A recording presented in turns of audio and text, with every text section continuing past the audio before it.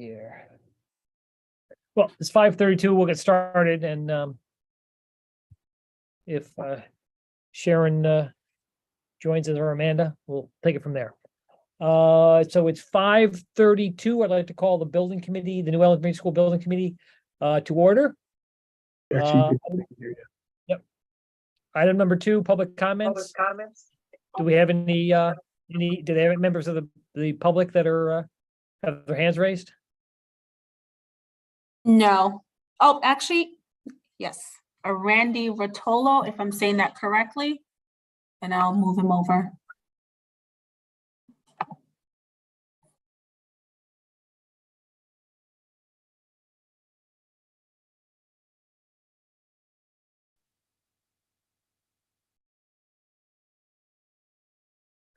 Hi, Randy. I think you were in the public comment segment. Did you have your hand raised and wanted to make a comment? You're muted, by the way.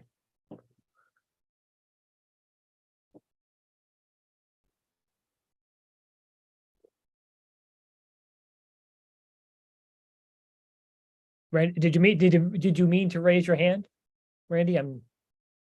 We can't hear you if you did. If you're commenting. Okay, now you can hear me? Yes, correct. Okay, sorry about that. I just wanted to listen in.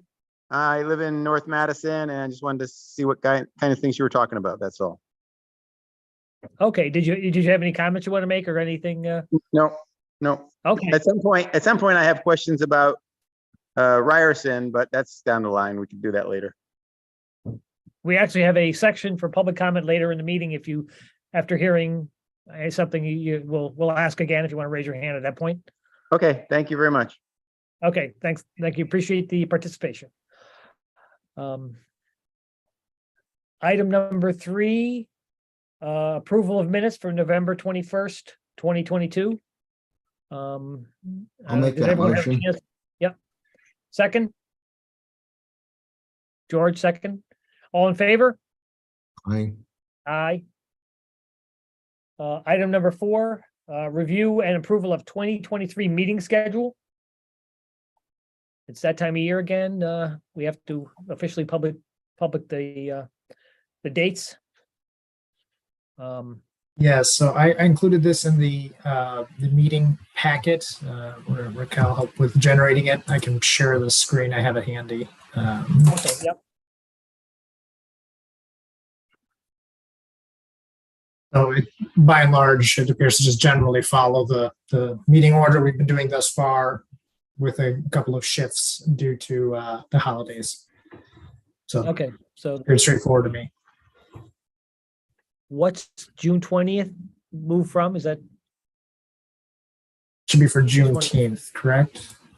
Oh, that's right. That's our new holiday. That's right. How politically incorrect of me to ask that question. It's September 5th. That's Labor Day. So excellent. I think that's good.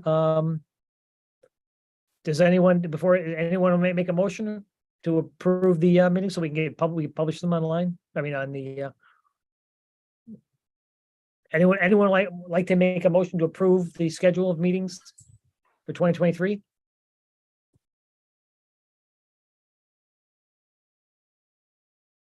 Too much silence, sure.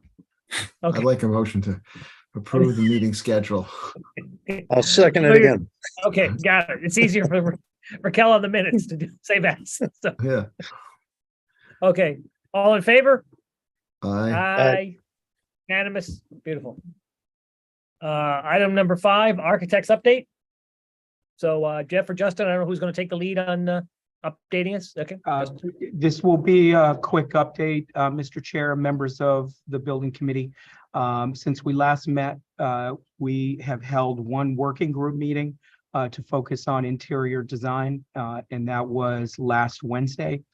And beyond that, we have been working with Colliers and Gilbane in order to develop some analysis, first reconcile the schematic design cost estimate, and also start to look at some of the potential value engineering and value management items. So I presume Most of that discussion is going to be part of Adam's presentation. So I don't have anything beyond that to share, but when we get into that discussion, if we need to share some plans or site plans, we'll be more than happy to do so. Got it. No, I think it makes sense to just go right into the next item and then we can, I'm sure we'll talk about architectural items at that point. Sure. So, good. Number 6, OPM update, discussion of schematic design estimate and value management. So with that, I think Adam sent some stuff around.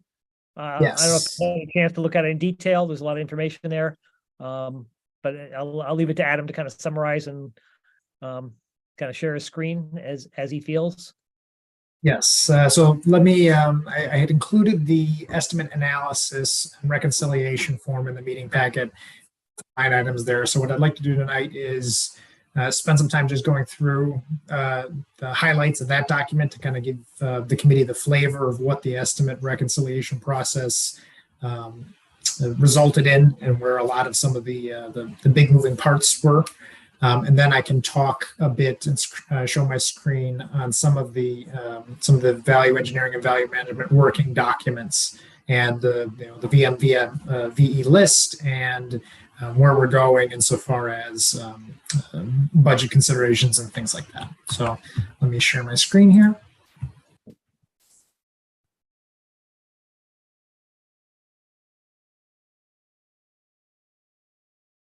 So you should be seeing the estimate analysis form that was in the meeting packet.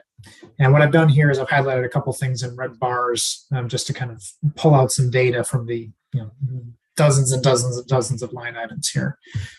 Actually, before I just go down to the top, let me skip to the bottom, which is what everyone's always focused on. So insofar as the initial estimates that were done throughout November and that we talked about or alluded to at the last meeting, there was a pretty wide gap between the two estimates that came in.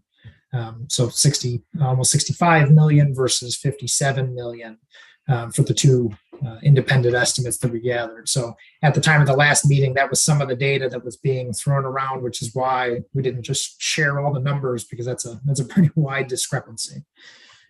Ultimately, with the reconciliation process, that got much tighter with a reconciled estimate of $56.5 million for schematic design in terms of the plan specifications, all the items that are described therein, and that was the reconciled estimate.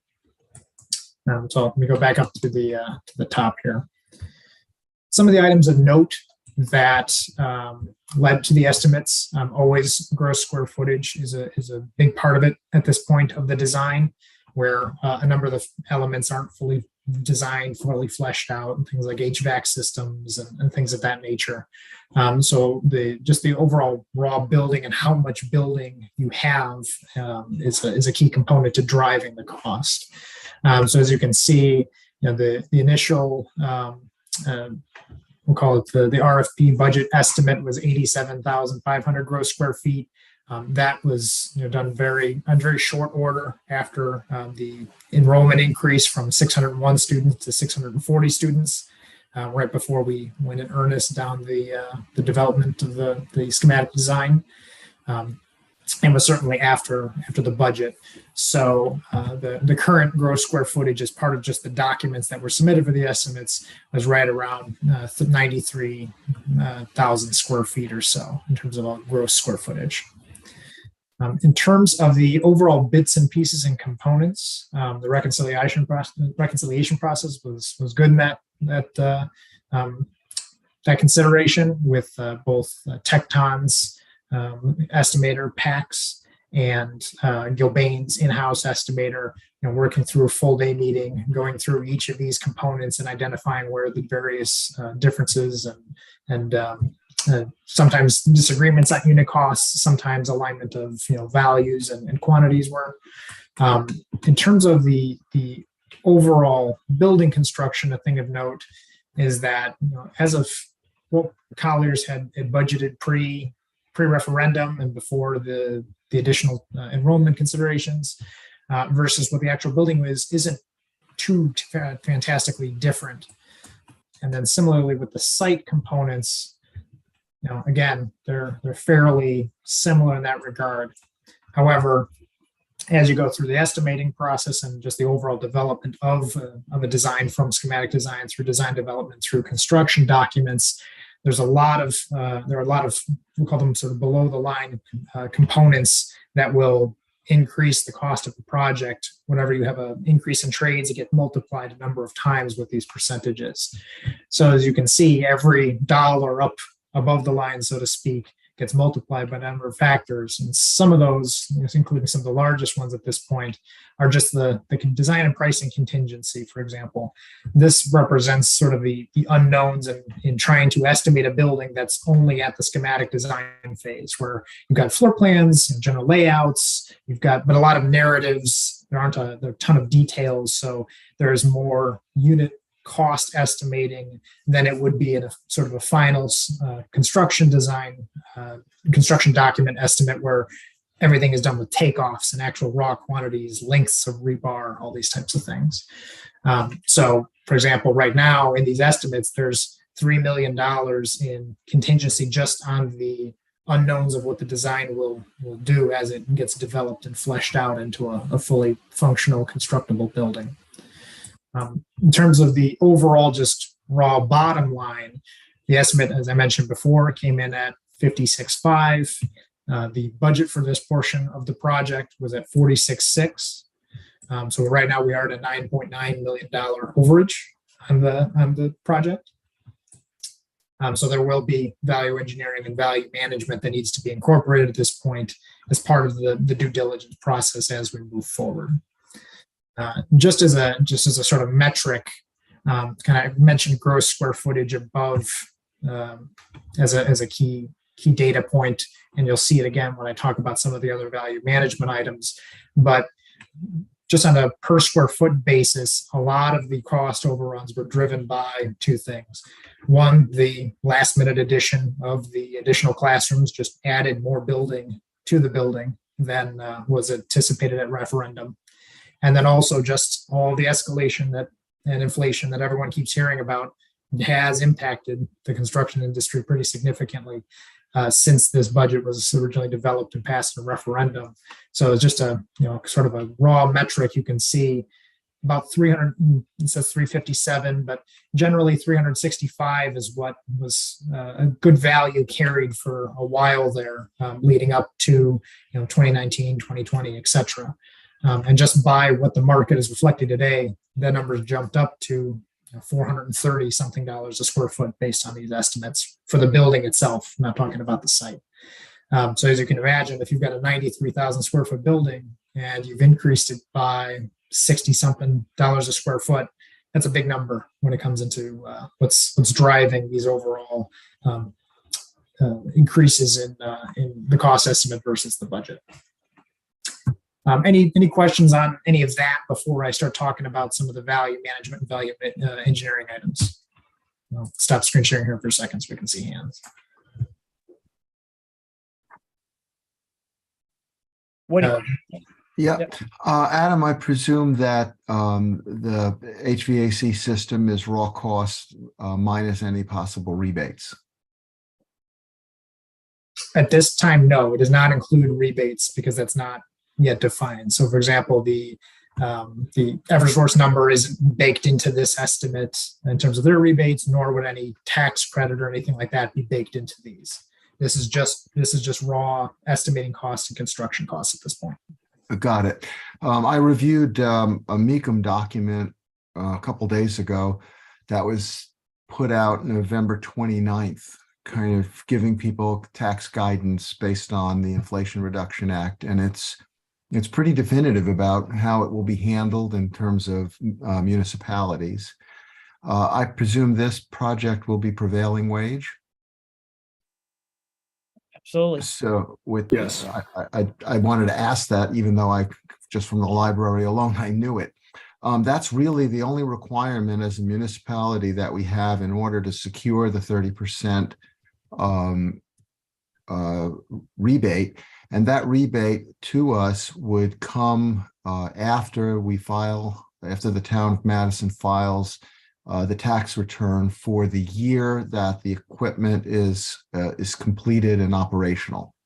So it's a very real thing. I don't know how you'll figure it out, but in terms of overall cost, it's quite real. 6 million in HVAC times 30% is a big number. So, Right. so how are they defining the 30%? Is it what, I mean, It includes ductwork, wells, heat pumps, BMS to run the thing. It basically is the whole HVAC system. and what's the bar we have to cross explicitly to get that 30%? Is there a, We have to have a project that's prevailing wage. We have to be a municipality, and we have to complete it. At this point, it's really a 10-year program, but they're talking about starting construction before 2025. And that number is up in the air. It could be 5 years beyond that. That's what everybody's thinking it will be when the final regulations are out. and I mean, this is great news. I really appreciate you doing this, Woody. So, but in terms of, is there any performance criteria that we have to meet, that what, None whatever. but I mean, It how has to would be that, a geo exchange system for HVAC. Yep. And that's pretty much that's it. only the only performance criteria that is, Correct. They'll assume that if you're going to spend this kind of money, it's going to work. and you said that was a Meacham document? Meekum, yeah, Hey, Woody, isn't solar part of that too? absolutely. But I can see from numbers that we're not going to be able to do that just at this point. But yeah, absolutely, Billy. Yeah, we do a PPA down the road, unless miraculously we get much better bids. I think you'd be better off doing, quite frankly, us owning it and getting some sort of a loan on it, because the PPAs don't make sense now that we get the 30%. Yeah, no, you're right. I Tax- mean, we just don't have the capital, but I mean, we could do other program outside this project budget. Outside this project budget, Yeah. we'd be purchasing that equipment and getting the 30%. There's many advantages to doing that. Yeah, well, now the cost of money is up higher. It's a no-brainer to do it this way. You're right. But as of now, Woody, the PV work would have to start before 25. Actually, I'm not sure of that. I was looking at Geo. Okay. Most PV people say there's no way it's not going to go 10 years, but I honestly don't know. Yeah, 5 years is 10 years is a long time. A lot could change, obviously. But Well, but the plan is a 10-year plan. I just Yeah, had no, a I- minute yeah. before the meeting to go on the IRS site, and they're finally putting stuff out on the IRA. And they say that, it's a 10-year plan, but we haven't got a clue yet on so many things. As they get comments back in their open for comment periods on different topics, then they'll produce notices. But it's just the whole thing is moving.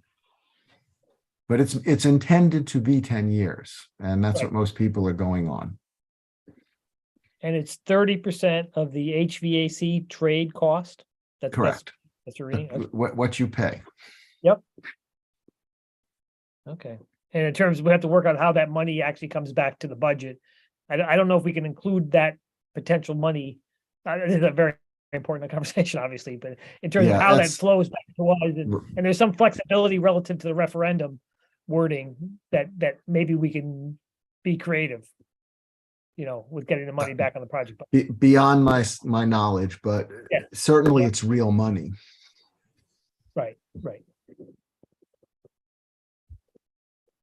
Any other items before I move on with the budget items and the VEVM?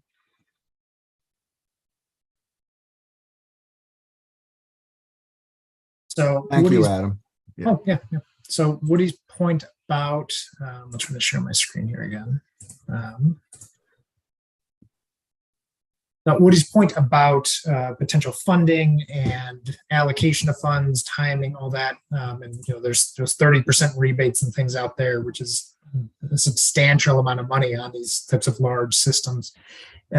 Leads is a good segue into just where we're at, and where we're moving forward. So the task before the project, and that includes the design team, Colliers, Bain, obviously the SBC and the other town members, is not to get the budget to 9.9, or the estimated cost of the schematic design building to $9.9 million less than it is right now. That is not the task, and it's not what a typical task would be. The task before the project is that before we move on to design development in earnest, of which there are components of which I'm sure Tecton has started that are sort of innocuous, detailing and that kind of thing. But before we move on, so to speak, from schematic design, ensuring that the plan for the building in terms of what components are in it, what value engineering and value management are being sought, those kind of things make sense for the rest of the project. So as I mentioned, and I'll pull up here in a moment, there'll be value engineering items that we discuss that the town will have to take to make sure that we're still moving in a path forward that's responsible and aligns with the overall project goals. But it is not a thou shalt cut 9.9 million right now today in order to move on. And a lot of that be discussions of how the project is designed moving forward with some of those design contingency considerations, with some of the additional funding sources that might be available down the road. So does it make any sense to value engineer out a geothermal system if we get 30% back at some point? That's worth the conversation about how to ensure that the funding makes sense. So that way we're not cutting off our nose to spite our face just for the sake of value engineering and value management. So that's really the task ahead. And kind of switching over to the value engineering, value management side of things. Let me pull up the log here. That's what we're working with, and what ultimately the town will decide upon as we move forward. So what you should be seeing now, it should be at the top of the red here. It's a working spreadsheet of the value management, value engineering items, and kind of zooming in here.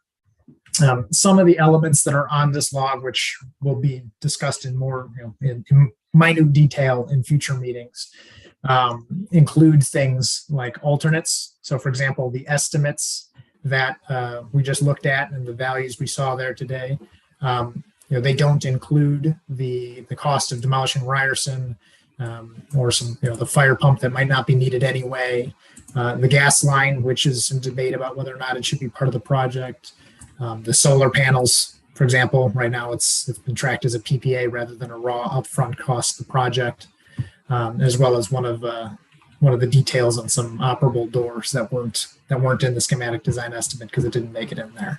So some of the items have already been tracked to help align the budget with the required project scope for the new building. Some of the items, and I've highlighted some things here to talk about, are being fleshed out as we speak. So for example, I had some conversations today about just overall gross square footage reduction, like we had just talked about at the top of that spreadsheet, where there was a 6,000 square foot increase from where we had hoped we might be able to get to. What areas of the building, for example, cutting out some of the corridors and making them slightly narrower, that kind of thing, can we build in there to save on overall concrete costs? If it's other portions of the building, are there reductions that would reduce HVAC load, that kind of thing. And that would be a big, if we can get through there, we can get a lot of gross square footage down. That would be a large savings to the project. Things like managing design and procurement to set values. So for example, there was a sizable theatrical lighting package that was included in the estimates. Manage that design to only 50% of that value, because you can run a school without a fantastical theatrical lighting for a stage for a pre-K to 5.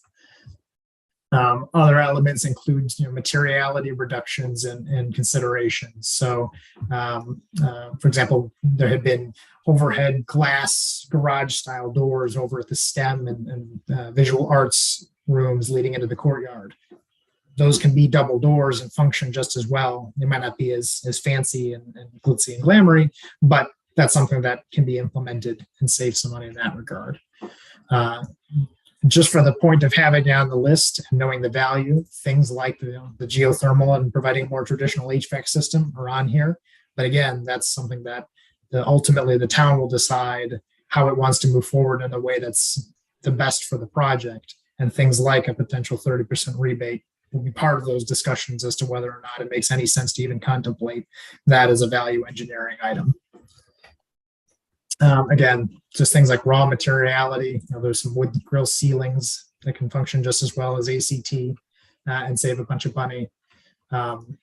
These site plan ones I'll show up here in a second, but there's actually, as I pointed out, there's a lot of money just in the site with a lot of the site design elements. So let me switch over to that image to kind of give you a representation of some of the stuff that Tecton and Gilbane and Colliers have been working on. So what you see here, this was not in the packet because it's a working document, but Tecton worked with their site and landscape folks to identify things that were a high level cost on the site plan that we can get value out of that aren't needed. They were just, they could be nice to have. So for example, a paved nature walk with granite faced seat walls would be lovely, but if the budget has been overrun by some of the escalation items lately, does the project really need that? That's an item that's on the VE log. Granite curbs versus concrete curbs is an item that was on the VE log. We've got stamped concrete in lieu of some of the bluestone pavers that were called out. That was a big expense that was noted on the estimates. So this is like I said, these are the flavor of items that have been contemplated, and we're still working through unit pricing and ensuring that when the town looks at a value and saying, hey, we're fine with not taking the bluestone pavers and instead having stamped concrete or stamped asphalt, what's that value mean to the budget, and how does that get us back to a place where we're more comfortable moving forward despite having a budget for that doesn't quite line perfectly with the cost estimate. And then similarly on the interior, here you can see just a quick exercise that was done about how some of the corridors might be able to shrink to reduce that gross square footage number that's leading to a lot of the cost overruns. So these are the type of things that, as I kind of showed here, all of these are getting reviewed in detail and coordinating with Gilbane about what these unit costs are. And then ultimately it will lead to the town either considering it as possible or accepting it or rejecting it or wanting it to be an alternate, and leading down to getting down that $9.9 million overrun at this point. Any questions on that and where we're going and where we need to be, what we want to do, that kind of thing?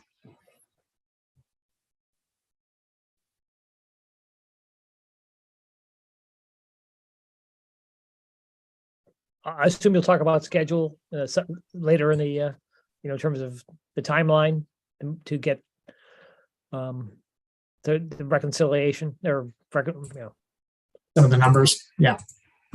Yeah, in terms of Yeah, so at some point we have to go, we need, we need to have a plan and then present it to the selectmen, et cetera.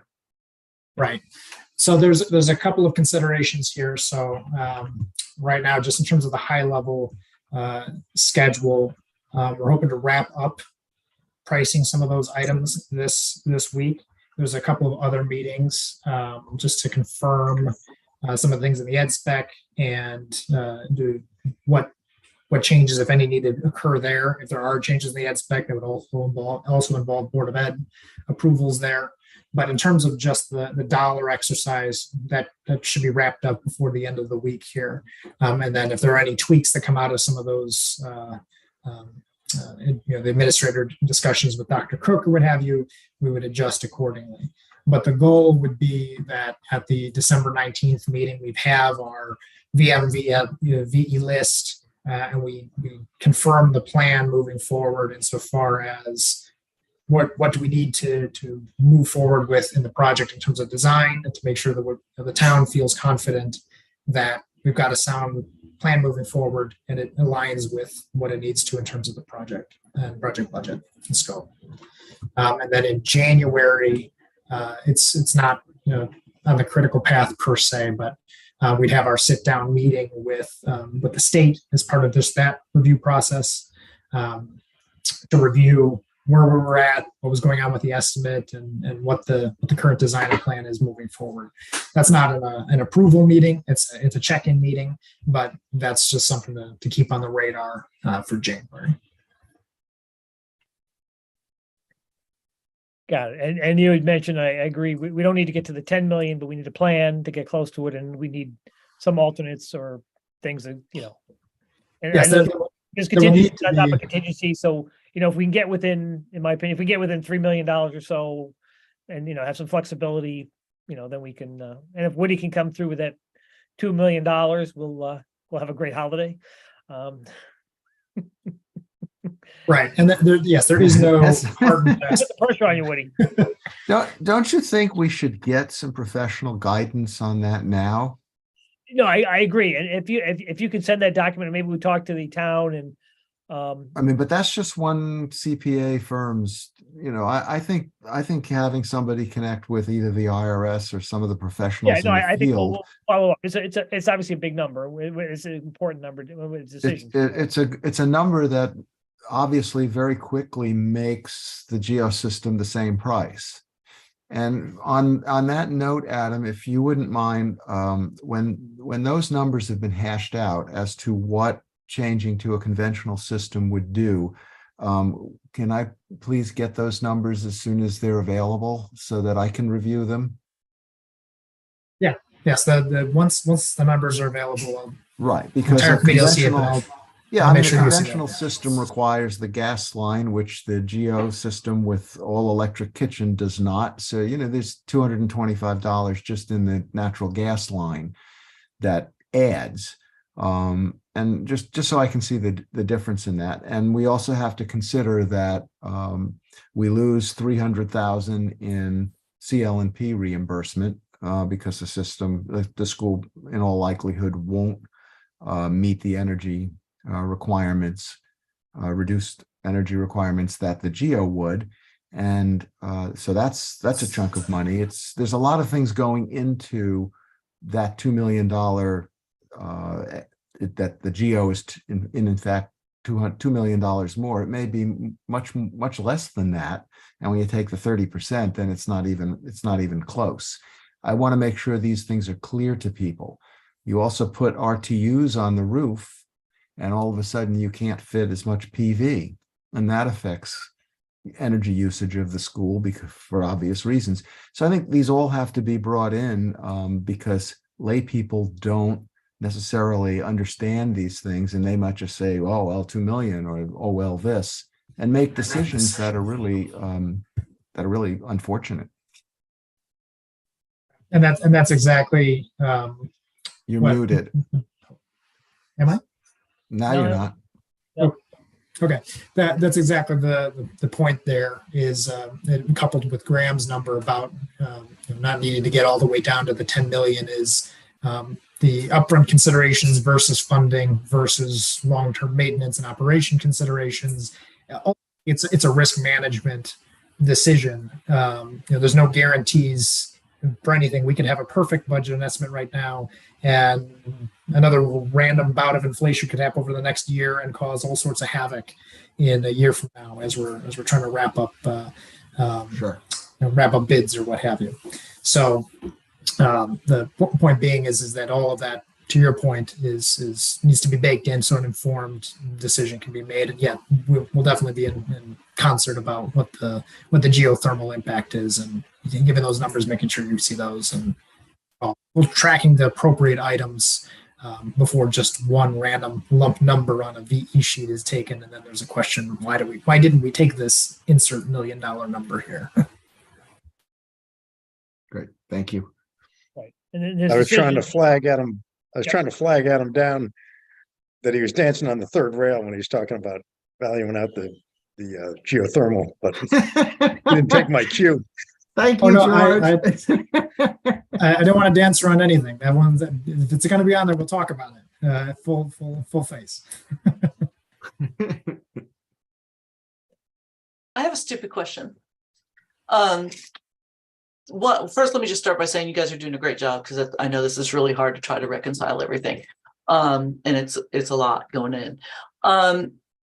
Because of the increase in the program, besides just inflation and the cost of everything that's going on, is there any way to go back to the town to get more money? Or is that like a absolute no effing way? I mean, So insofar as the referendum and that appropriation of funds is concerned, that's something that we would want to confirm with town council and director of finance, et cetera, about how that delineation of funds needs to be used. We haven't had any of those conversations, and I think that that's a type of item that we would need to get through value management and value engineering first before identifying where we need to go. And it may not even be something that's necessary at this stage of design, given the fact that we're so early on, and we will, maybe it's something to consider further at design development or whatnot. But the short answer is I don't think that is something that's completely off the realm of possibilities, but it's by no means vetted or relied upon right now. no, I understand it's too early. I just didn't know if it was like definite, we can't. Yeah, Or not. it would I take was some just curious. confirmation from people with more lauded to confirm what we could or couldn't do insofar as the town, and then ultimately, if that's what the town wants to do, outside of a full-blown referendum for more money versus just additional funding within the town's monies already. Yeah, Thank the referendum wording is very specific, and it was bundled together into 3 projects. So there is the implication there is a little flexibility within that system rather than, but we'd have to talk to the person who wrote the referendum call, and but it's tricky. I mean, obviously we're dealing with it, but this is early. I mean, we were kind of going to be probably at least half this no matter what, due to the nature. So it's not shocking to me at least that we're at this point with what's going on, because the nature of contingency and escalations inherently things. I mean, we need to determine that if we're going to make decisions, before we go to release to DED, what do we have to actually decide? And our architects have done a good job building some flexibility into the plan, recognizing this could happen. So I really appreciate that they're thinking along those lines. But at some point, we need to give them decisions. I mean, we could maybe wait for some of these decisions with DD, but at some point we have to make these hard decisions probably. But at that point, some of the escalations, contingencies will tighten up. Thank you.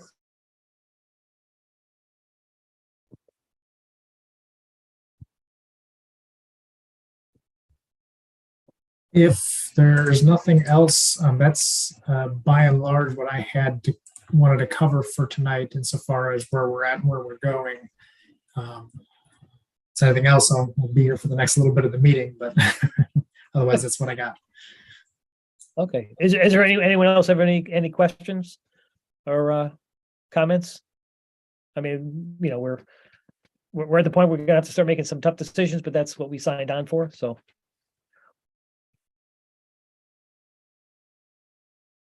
George, yeah. Can I just make a quick comment? I just wanted to say kudos to Adam and the design team and Nick and his folks. I think the list that you put up where you're looking for the VE stuff is a good place to start. So I think it's you're going down the right path, and I'm confident we can get in the ballpark with some creative ideas coming through there and seeing what we can do. So these things are always kind of, for my experience, the schematic, you kind of put everything you want into the design, and then you figure out where you are budgetarily, and you gotta, sometimes you're good, sometimes you got to work backwards a little bit. And this is when we might have to work backwards a little bit, but it certainly, I just want everybody to know, which I'm sure they do, that this is not abnormal. It's just it's part of the vetting the design and getting it to the right place. So I'm kudos to everybody. I think we're going in the right direction and looking at the right things. Thanks. Thanks, George. Good. Okay, and before I turn it open to public, any public comments, anyone else have anything they want to add or? From the public, we do have Randy again. Would Okay, like to say something? sure.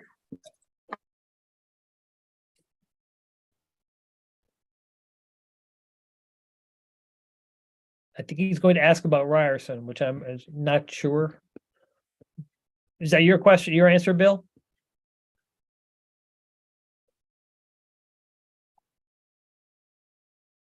I'll wait to hear what the question is first. Yeah, okay, yeah, exactly. So, Okay, thank you for letting me listen. That was interesting presentation. Thank you, guys. I have one You- question about Ryerson, as I mentioned earlier.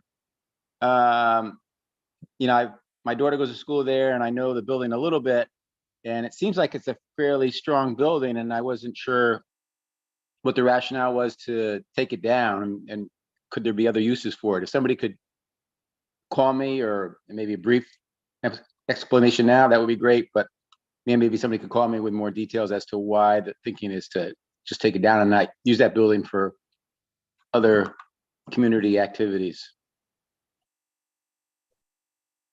You want me to try to handle that one now, or you want me to call Yeah. and follow up?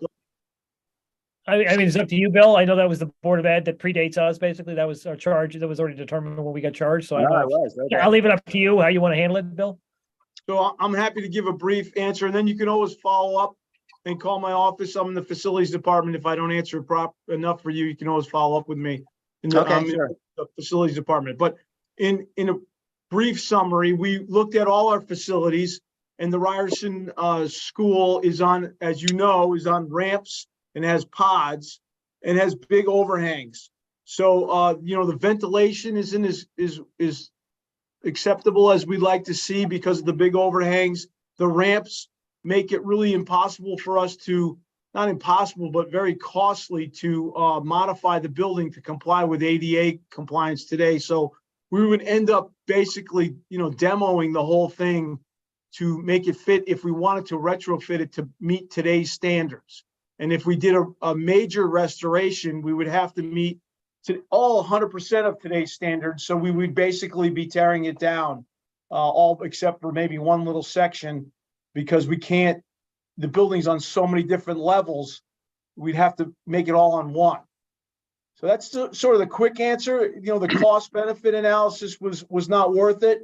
And, it's a block building. It hasn't been, we really haven't done any major work since we put it in there. We've done no renovations other than keeping it up, maintaining all our equipment. We did replace the boilers.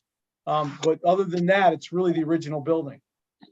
I So, see. but I'm happily get into the details and the studies that we did over the last, so we started in 2010.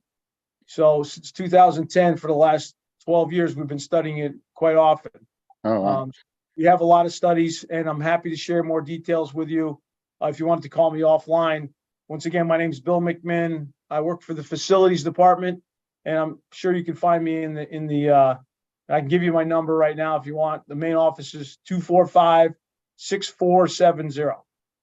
And that's the Board of Ed facilities? Yes, I will Okay. I'm actually a town employee. I work for the Madison Public Schools and the town of Madison.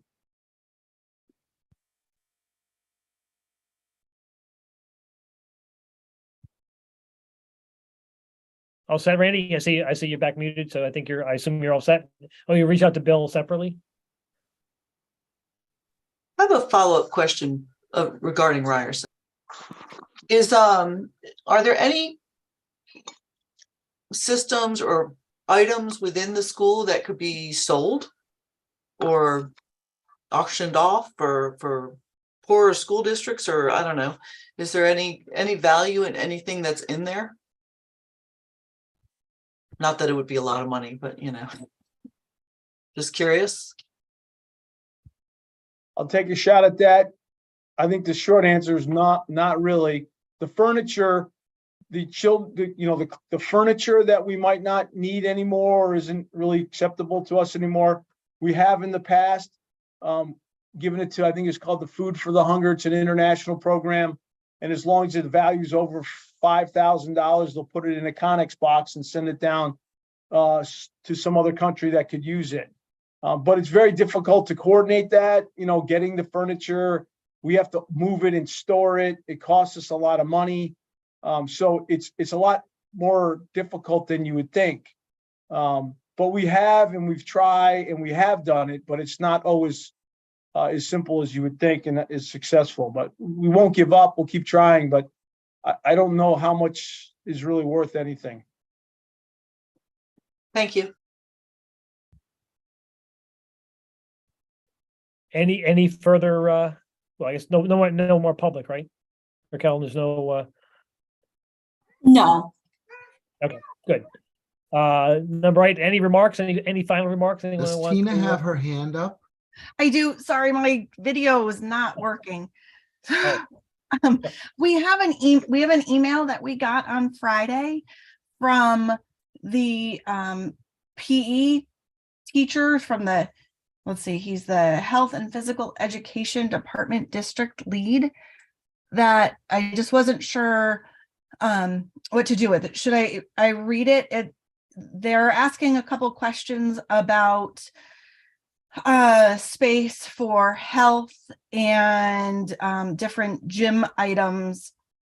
It came from Brian Guin, who's the health teacher at Daniel Hand, and looks like a couple of the PE teachers are CC'd on it.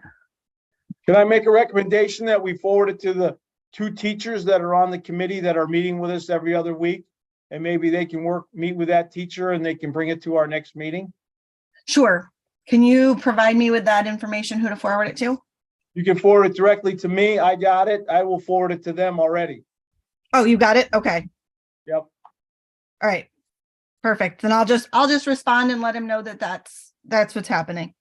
Yes, I will make sure that the 2 representative teachers get the email. Okay. Perfect answer. Thanks, Bill, for taking care of that. Yeah. Chain of command. Got it. I guess that covers the remarks. Our design team and construction management team have some work to do before next 2 weeks. So we know you're up to it. It's going to be, then you're going to have to present us some decisions, but we're going to be prepared.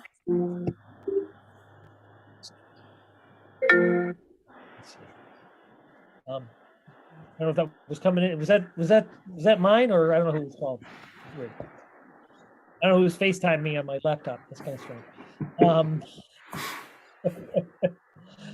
Okay, I think that's so we'll look forward to the next 2 weeks, and I'm sure you'll be working very diligently to get to that point, and hopefully, and Woody, maybe I'll talk to you separately. We'll figure out what we're going to do about firming up the tax part.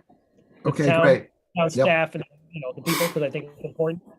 It's critical, and it'd be ideally we'd have a better handle on the next 2 weeks before we make decisions. And I agree with George. I don't think we're getting rid of geothermal. We've come a long way, but there's going to be some other hard decisions we have to make potentially at that point. But nothing we didn't do in the library, obviously, as we all know, we were in the exact same boat. Some of us were in the exact same boat with the library 5 years ago, and we managed to drag that one across the line. And so I'm sure our And look at the result. yes. You got a 3-sided library. And the roof, but hey, you got to make It it. doesn't use any power, so that's okay. Got it. Okay, let's see. It is 6:21. I'd like to call the meeting adjourned. I'll make a motion. I guess I don't know. We've been doing motions. What do you want to make a motion to adjourn? Oh, sure. And George has to second it. Yes, exactly. I'm trying to keep it simple. All in favor? Aye. Thanks, everybody. Adjourned. Okay. Take care. Take it. Have a great evening. We'll see you in 2 weeks.